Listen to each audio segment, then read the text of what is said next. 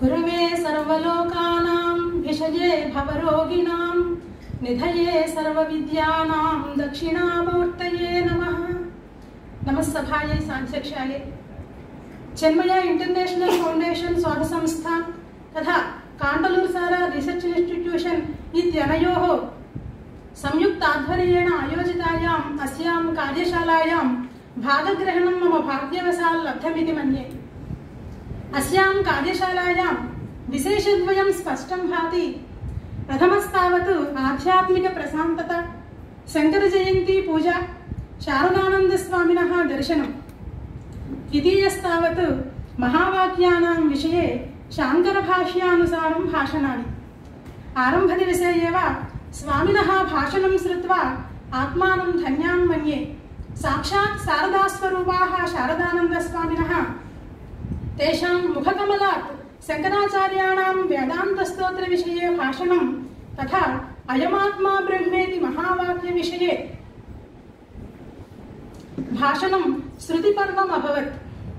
Professor Arindam चक्रवर्ती महोदयाः संस्कृतस्य विराट् रूपाः, तेषां वैदुष्यं, तादृशी प्रतिभा अत्यन्तम् आश्चर्यजनकम् आनन्ददायकं च। श्रीमन् मणिद्राविड महोदयानां तत्त्वमसि महावाक्ये भाषणं कथमस्ति इति वदामि। यथा माता अन्नं पिष्टं कृत्वा बालकाय ददाति, तथा कठिनं विषयं स्वीकृत्य अत्यन्त सुलभग्राह्यतया बोधितवन्तः महाकवि कालिदासोक्तरीत्या उत्तम शिक्षकलक्षणस्य प्रत्यक्षोदाहरणभूताः इत्यत्र नास्ति संशयः। शिष्टा क्रिया कस्यचिदात्मसंस्था संक्रान्तिरन्यस्य विशेषयुक्ता, यस्योभयं साधु स शिक्षकाणां धुरि प्रतिष्ठापयितव्य एव इति कालिदासः वदति उत्तम शिक्षकस्य विषये। अत एव ते महानुभावाः महामहोपाध्यायाः। तदेव तत्त्वमसि महावाक्यं पाठिताः, परन्तु कमपि विशेषं प्रतिपादितवन्तः मान्याः ब्रह्मश्री श्रीपाद सुब्रह्मण्य महोदयाः। तेषां भाषणम् अत्यन्तं सम्यक् अस्ति। संस्कृतस्तोत्र विषयक पद्यक्रीडा श्रवणं, चिन्मय विश्वविद्यालयस्य चिन्मय चलनचित्रस्य च दर्शनमित्यादयाः सुष्ठु योजिताः कार्यशालायां। कर्ता कारयिता चैव प्रेरकश्च अनुमोदकः, सुकृते दुष्कृते चैव चत्वारः समभागिनः इति तु प्रसिद्धम्।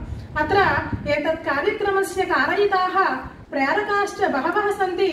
तत्र प्रमुखाः CIFSS इत्यस्य चेयरपर्सन प्रोफेसर गौली माहुलकर महोदयाभ्यः, तथैव कांटलूरसाला रिसर्च इंस्टिट्यूट निर्देशकेभ्यः मुरली माधवन महोदयेभ्यः, निर्देशकेभ्यः डॉक्टर PN सुदर्शन महोदयेभ्यः, तथैव अस्य course coordinator doctor G Rajasekhar Reddy महोदयेभ्यः कृतज्ञतापूर्वक नमस्कारशतं निवेदयामि। तथैव अत्रस्थ आवासीय भोजन व्यवस्था समीचीना।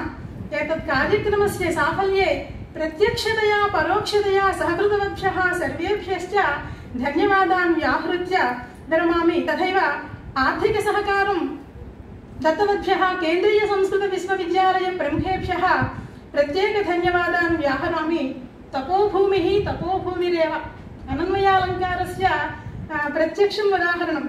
एवमत्र 5 दिनानि 5 निमेषा इव चालितानि।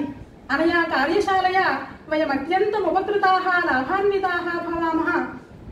श्री आदिशङ्कराचार्याणां जन्मस्थानं तथैव निवासस्थानं च द्रष्टुम् अवकाशः लब्धः इति सानन्दम् आत्मानं धन्यां मत्वा विरमामि।